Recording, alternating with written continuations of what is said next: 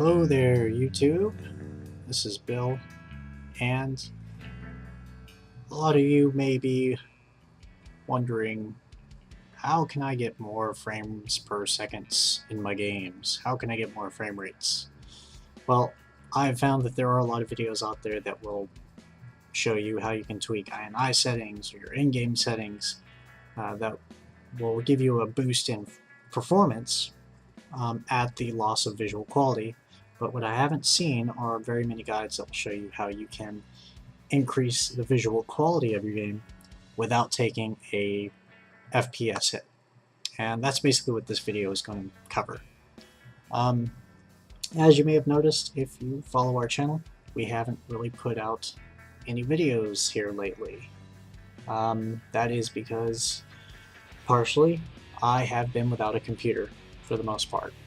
Long story short, I moved into a new apartment about a month ago, and as soon as I moved, I had all kinds of crazy computer and electronic problems, from my cell phone not working when it's plugged in, to my external drive with all my videos not reading, which was pretty scary, as well as just general computer problems. However, I think I've got it fixed.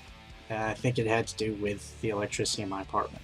So, on the video, what you're seeing, what you have been seeing, was at first Shogun 2 and now Battlefield 3, with everything turned up to the ultimate max settings through the in-game menu. And the games look pretty damn nice. However, you can improve on this. You can increase the visual quality, as well as make different tweaks that will make the game look equally as good, while giving you a performance boost. And all of this is done if you have an NVIDIA graphics card through the NVIDIA control panel. I'm sure AMD or ATI, there is an equivalent fix for it. However, I have no experience with that, so this is what I'm going to be covering. And one of the first things to address is, what should your frame rate be? And the answer to that isn't 150 frames per second, because that is just, honestly, it's a waste of power, which in turn is going to cause your graphics card to produce a lot more heat, or graphics cards to produce a lot more heat. And if you're running an SLI, you know that heat is the enemy, because especially if you have two of those cards sandwiched together, things can get pretty hot. And as the heat increases, performance starts to drop as well, especially with the NVIDIA Kepler cards. They will actually start downclocking the GPU as the temperature increases. So I'm running a 1920 by 1080 resolution at a 60 Hz refresh rate, so 60 frames per second. That's what I'm shooting for, a constant smooth 60 frames per second. And it is debatable if the human eye can even tell a difference between 60 frames per second or 120 frames per second, which you're not going to see that difference unless you have a fancy new monitor that is capable of producing a 120 Hz refresh rate, which I don't think most people have access to those right now, or they haven't upgraded to that.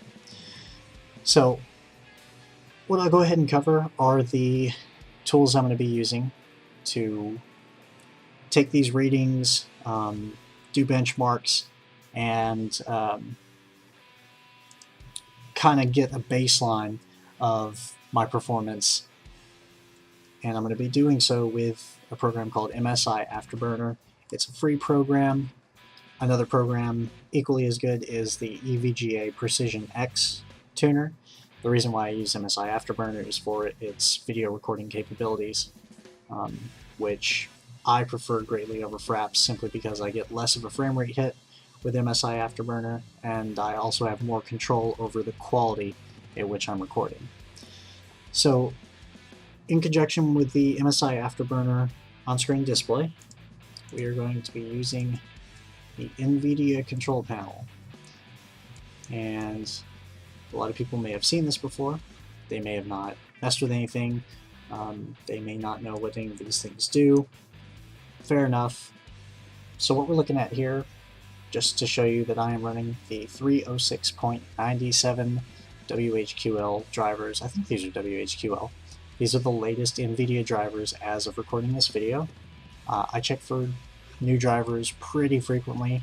NVIDIA does release new drivers very frequently. If you haven't updated your drivers, or if you don't think that you have a need to, you should definitely look into it.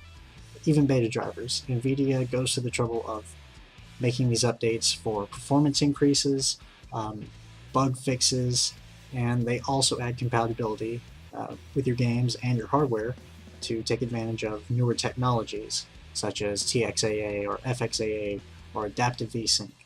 And we'll go over some of these in detail a little more later on. But definitely upgrade your graphics drivers. If you want to go ahead and do so right now, I usually check out guru3d.com and install some new drivers. You can either come back to the video later on or just make notes through this video. And since I do have a somewhat fresh install of these drivers, because I have a fresh install of Windows, which was part of my troubleshooting process, was installing Windows again over and over, which was fun. All the settings that you see here should be this somewhat identical to what you're going to see when you install your fresh set of graphics drivers. So for the purpose of this video, I'm only going to be testing one game, World War II Online, and that's simply because this game gives the best increase in visual quality by messing with all of these settings. However, the practice of it should be fine for any game that you're going to play, because aside from the NVIDIA control panel global settings, you also have the program settings where you can select your individual games. Whatever game you're wanting to adjust the performance on, you can find it in this large list. Just locate it. If it's not already on the list by default, just navigate to the exe and hit open, and then you can go ahead and tweak the settings to your heart's content. So go ahead and get the new drivers. We're going to go ahead and walk through World War II Online, messing around with the settings, and we're going to be in and out of the desktop. This is going to be a big trial and error sort of thing for you, but I've already done this for all of these games, and in the description of the video I will show before and after screenshots, before being a screenshot of the game set to the maximum ultimate uber quality settings that the game settings will allow, versus the tweaked settings through the NVIDIA control panel to see if we do actually gain any image quality increase without losing frame rate. And I'll go ahead and bring up the on-screen display, and we'll go over that real quick. So up here at the top left, you can see that this game is actually running an OpenGL.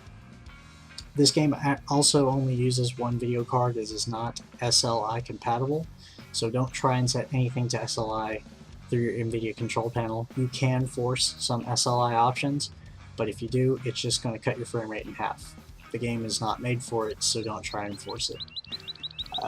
Right here we got the GPU1 power, how much power is being used by your video card, your GPU usage, 81% right now, your core clock, and then GPU temperatures. So things to make note of right now: we got some jaggies here, we got some jaggies on this machine gun tower, as well as jaggies on the foliage here. So this foliage is going to be greatly affected by your anti-aliasing transparency settings. So that's going to be the big killer for this game, since there is so much foliage, a lot more foliage than there is mostly everything else. Also the textures, you can see they're somewhat detailed here, and then the further out they get more blurry. So that's going to be mitigated with anisotropic filtering. So let's go ahead and play down. So I've kind of already picked out this spot. In any game that you're testing this with, find a spot in offline or through a demo or through something that really taxes your GPU, and that's going to be the best place for a control test to see how far you can push your graphics card, as well as monitor your frame rate to see if there's a loss in frame rate. So let's go ahead and go into binocular view. And there it is. Right about there. My fans are kicking on as well. Our GPU usage spikes up to 97%. I think somewhere in here you can actually get it to peak up at 99% usage. And then we also see that our frame rate has already dropped to 68 frames per second from the 115 that it was earlier. So this is a good control area. We got high GPU usage, high power usage. The clock hasn't boosted yet. What we want to do first is, before we start tweaking, like we said earlier, 68, 69 frames per second, this isn't really going to help us because we want to lock it down to 60 frames per second. So what we want to turn on first, before we mess with anything else, any of the image quality settings, we want to turn on what's called adaptive VSync. So what we're going to do is turn on vertical sync, adaptive VSync. Alright, so we're back in game. Adaptive VSync is on, and as you can see, our frame rate is locked to 60 frames per second. And we're going to go back into this high load scenario to where we can try and push the card.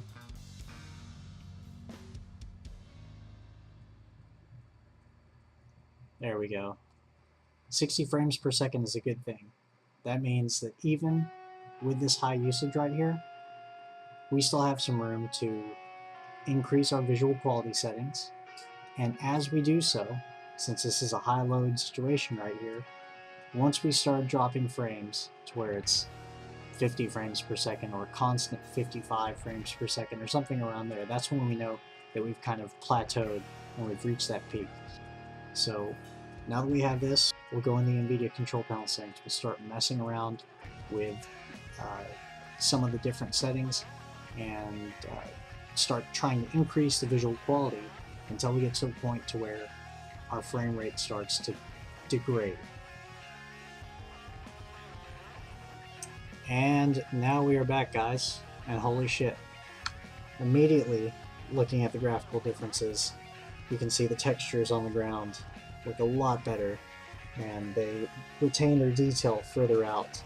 The sharpness of the foliage around, a lot less jaggies with 8x anti-aliasing. The textures on the rifle are a lot better. No jaggies over here on the machine gun tower, and it's also taking aim over here, looking at the sights. There are no jaggies on the sights here. And let's see, find a rock over here. And also looking, we're maintaining 60 frames per second. So let's go ahead and lay down. Just a hair. And now we're going to zoom in. Really try and get this thing kicked up. There it is. Holy shit. Now we're seeing it.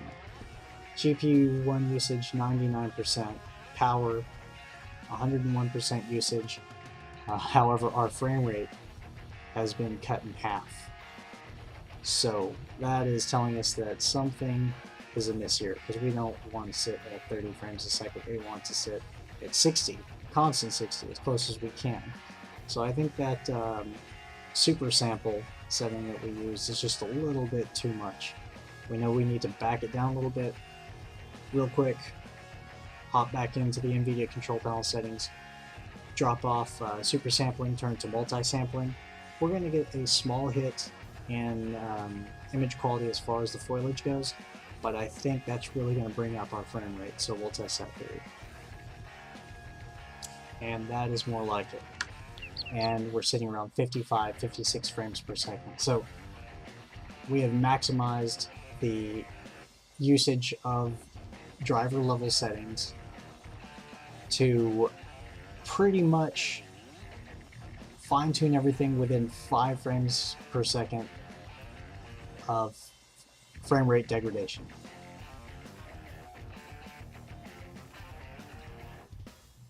And that's pretty much it, guys.